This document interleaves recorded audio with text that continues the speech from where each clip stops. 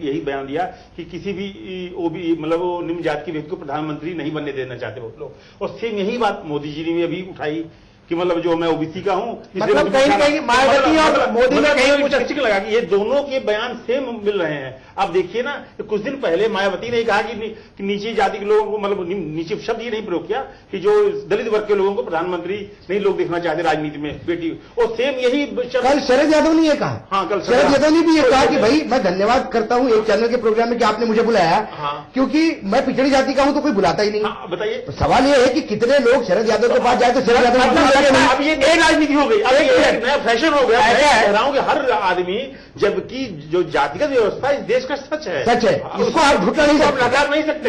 लेकिन हर बात में आप यही कहेंगे मैं पंडित, जैसे गौतम है, पंडितों में गौतम पंडित भी होते हैं और वो उसमें भी आते हैं, दलित भी आते हैं गौतम। मध्य प्रदेश में गौतम शर्मा जो है हमारे होते हैं, पांडे जी। महाराष्ट्र में 2 शिंदे है, सुशील कुमार शिंदे दलित है, होम मिनिस्टर है, और ये जो सिंधिया है महाराजा सिंधिया, ये ओरिजिनल शिंदे है, ये मराठे है। अब महाराष्ट्र में तो इतने सरनेम है तो Guinness book of world record में नहीं। अभी एक बात कही, बड़ी अच्छी बात इन्होंने कही कि जाति की बात आपने कही कि शरद यादव जी आए, कहे मैं पिछड़ी जाति से आपने बुलाया, धन्यवाद। पवार साहब ये बताइए कि जिस तरह चाय का मुद्दा क्लिक कर गया और बीजेपी ने उसको लपक लिया और झटक लिया, झटक करके पूरे चाय की चौपाल करनी शुरू कर दी। ये अच्छा, एक सेकंड पवार साहब, अब ये बताइए जो जाति की बात है और जहां तक कहां आके अटकती है, और इसमें नरेंद्र मोदी जो इन्होंने कहा कि दलित को लोग नहीं चाहते हैं कि प्रधानमंत्री बने, ये कहीं कहीं अंदर कोई खिचड़ी तो नहीं पकड़ी है मायावती और नरेंद्र मोदी के बीच चुनाव के बाद का? देखिए, आपने कहा कि ये, मैं तो ये कहूंगा कि बातें जो भी उठाई गई वो कांग्रेस की तरफ से उठाई गई, चाहे की उठाई गई हो, चाहे ये दूसरी नीच वाली उठाई गई हो, उधर से उठाई गई। मैं फिर कह रहा हूं वो फ्रस्ट्रेशन में है, उनके पास कोई विजन नहीं है। अभी हमारे मित्र ने बात रखी थी कि भाई प्रियंका जी पहले आगे होती, अभी आई हैं। नहीं, बहुत पहले से है, पिछले चुनाव में प्रचार किया, उससे पहले से रहती है, उनको जो है बाहर नहीं दीजिए। कोई भी विजन उनके पास नहीं है, कोई प्रोग्राम नहीं है, वो कांग्रेस का रचयिता नहीं है वाली बात है, वो साफ हो गई है। ये गद्दी का जमाना, राधे की सलाह है, बात करी थी आप, गद्दी का जमाना नहीं है, गद्दी बदल के बैठा दीजिए। कि उन्होंने अभी सड़क पर नहीं गए, गाँव में नहीं गए, खेत नहीं देखा, खलियान नहीं देखा, कांग्रेस कोई बात नहीं जानते तो किस तरह से सामने आ जाएंगे? नहीं, सुलेमान साहब ये कह रहे हैं कि वो जमाना राजनीति की बात प्रियंका जी ने कही, राजनीति को आपको कहना चाहिए मोदी जी ने उसे एक्सप्लॉइट किया, मोदी जी गलत कह रहे हैं, उन्हें माफी मांगना चाहिए। नहीं, आप कह रहे हैं कांग्रेस फ्रस्ट्रेशन में, कैसी बात? ये कह रहे हैं कि प्रियंका जी को नहीं आ रही बात। नहीं, पवार साहब आपकी बात कह रहे हैं कि प्रियंका जी को पहले राजनीति करनी चाहिए, राष्ट्रीय राजनीति करनी चाहिए, उनको रायबरेली अमेठी तक सीमित नहीं रहनी चाहिए। पवार साहब नहीं बताएंगे ना प्रियंका जी को राजनीति राष्ट्रीय करना चाहिए, कौन से टाइम में आएंगी, कब जाएंगी, कहां से लड़ेंगी, ये पार्टी साहब वो आगे भी बताएंगे। सुलेमान साहब, कांग्रेस में इतना अहंकार हो गया है, कांग्रेस के नेता इतने अहंकारी हो गए हैं कि नहीं, आप लोग बात ही नहीं करना चाहते। जब कांग्रेस ने जब मुंह खोला, जब बात की है, आप इसमें प्रियंका ने बात की है तो प्रियंका राष्ट्रीय लेवल पर खा गई है। स्तर की बात राहुल जी बोलते हैं, क्या बोलते हैं,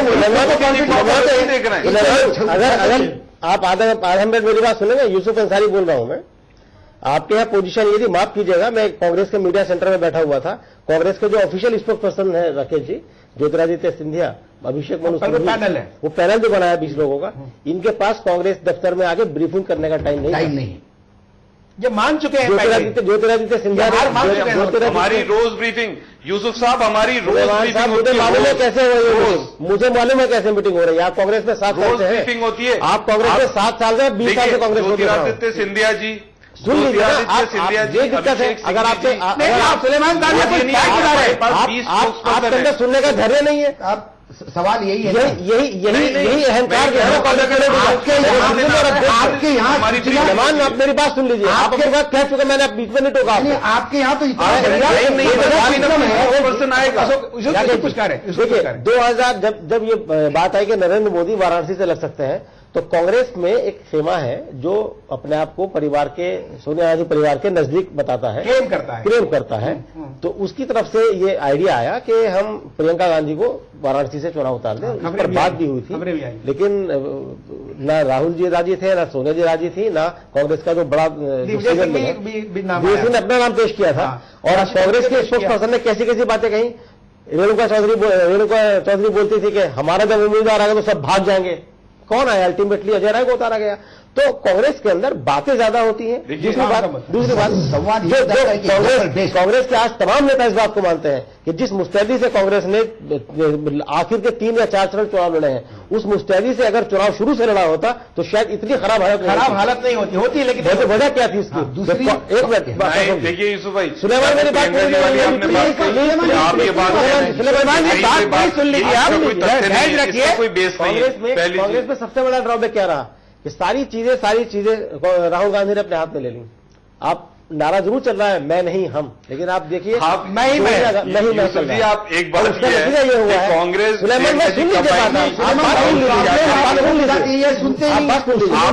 पार्टी को आप पहले ही से हराए दे रहे हैं। ड्रॉबैक भी हराने की बात नहीं कर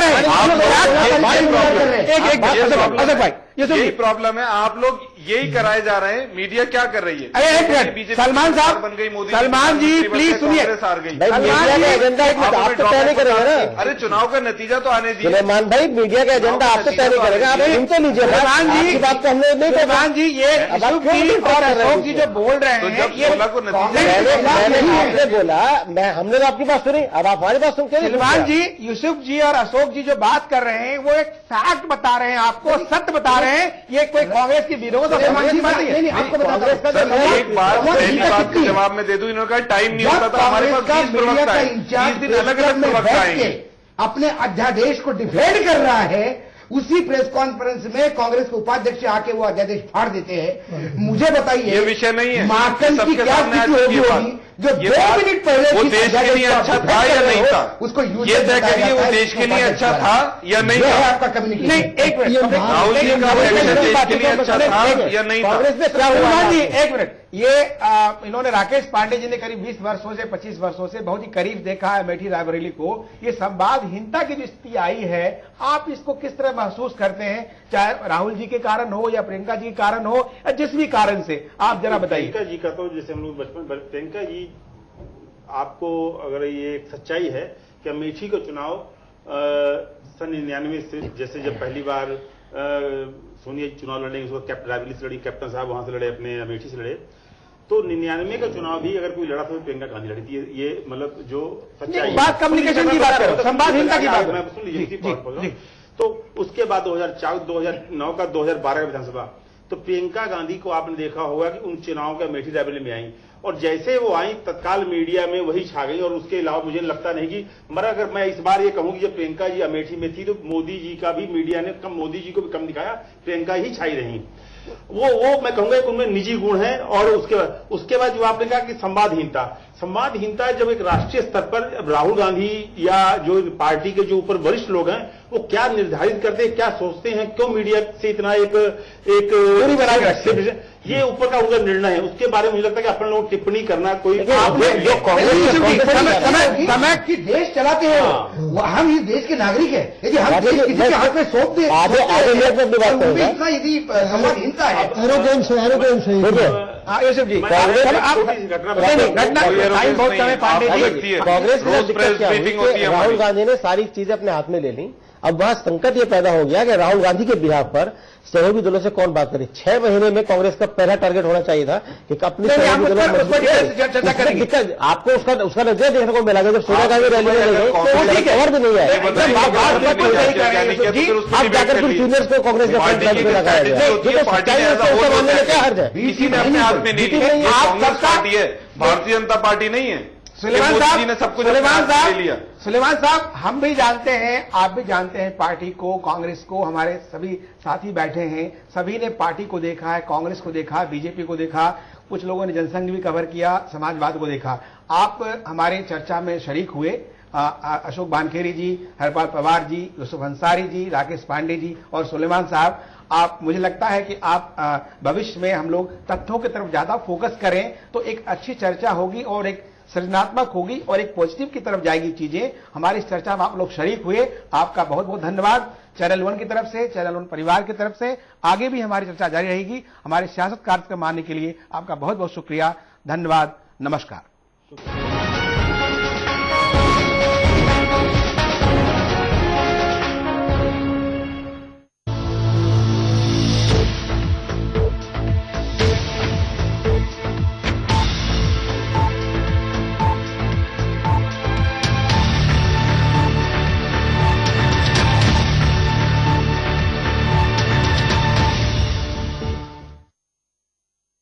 केश किंग आयुर्वेदिक तेल जो बना है 16 खास आयुर्वेदिक तत्वों से, रखे मेरे बालों का ख्याल और बनाए उन्हें लंबा, काला और घना। Kesh king, the king of hair oil. Doctor ortho, इतना असरदार कि अब दर्द भी घुटने टेकेगा।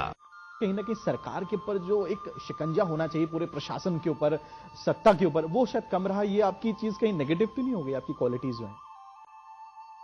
मैंने एक तानाशाह मुख्यमंत्री देखी थी और तानाशाह मुख्यमंत्री के बाद एक सरकार बनी जो लोकतांत्रिक है, जो जनता का दरबार लगाती है। एजेंडे पर राहुल गांधी जी भी चल रहे हैं क्योंकि नए 10 करोड़ वोटर्स यूथ थे इस बार जो है लेकर। देखिए, युवा और नौजवानों के लिए काम सरकार ने बहुत किए हैं। विद्याधन अगर दिया है तो उन बेटियों को दिया, उन लड़कियों को, उन छात्राओं को जो आगे की पढ़ाई करेंगी। देखिए खास बात, यूपी के सीएम अखिलेश यादव के साथ इस रविवार शाम 6 बजे सिर्फ चैनल वन पर। लोकतंत्र में सबकी आस्था अटूट है। देश में सबको एक जैसे जीने की छूट है। हर आदमी के मन में सवाल क्यों है? एक ईमानदार को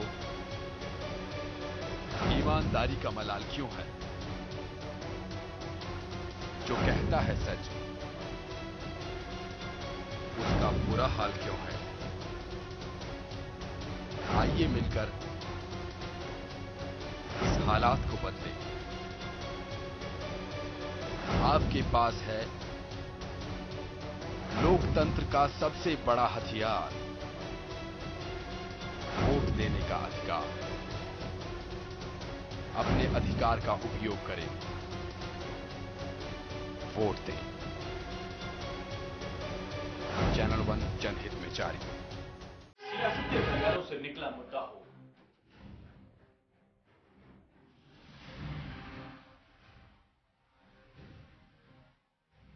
या फिर हो बाजार का उतार चढ़ाव, कानून व्यवस्था का सवाल हो, या फिर हो आम आदमी की आवाज, सरकार का रिपोर्ट कार्ड हो, या फिर हो विपक्षी पार्टियों के आरोप,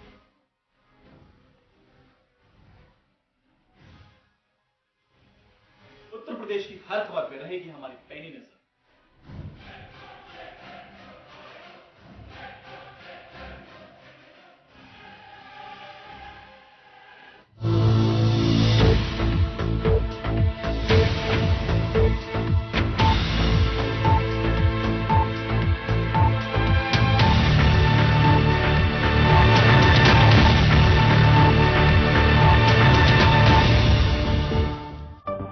हेडलाइंस के प्रायोजक हैं केश किंग आयुर्वेदिक तेल, the king of hair oil. आखिरी चरण की वोटिंग से पहले बीजेपी का बड़ा दांव, मोदी रखेंगे वाराणसी की सीट। राजनाथ ने दिए संकेत, कहा मेरी जन्मभूमि होगी मोदी की कर्मभूमि। नकवी ने शायराना अंदाज में कांग्रेस पर कसा तंज, कहा कांग्रेस के गले में महंगाई की माला, पैरों में घोटाले के घुंघरू और चेहरे पर कोयले की काले। यूपी के बलिया में मोदी की आखिरी रैली, यूपीए रही निशाने पर, कहा अहंकारी है यूपीए सरकार और यूपीए ने महंगाई बढ़ाई।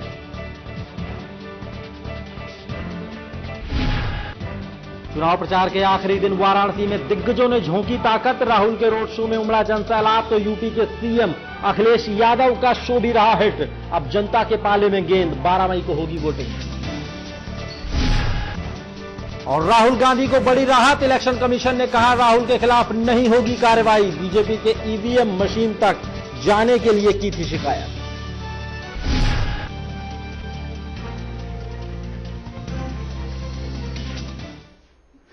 नमस्कार, मैं हूं अनूप। आकाश वर्मा, चैनल 1 न्यूज में आपका स्वागत है। बुलेटिन की शुरुआत करते हैं इस वक्त की बड़ी खबर के साथ। मोदी, केजरीवाल और फिर राहुल और सबके बाद समाजवादी पार्टी के लाल अखिलेश यादव ने रोड शो कर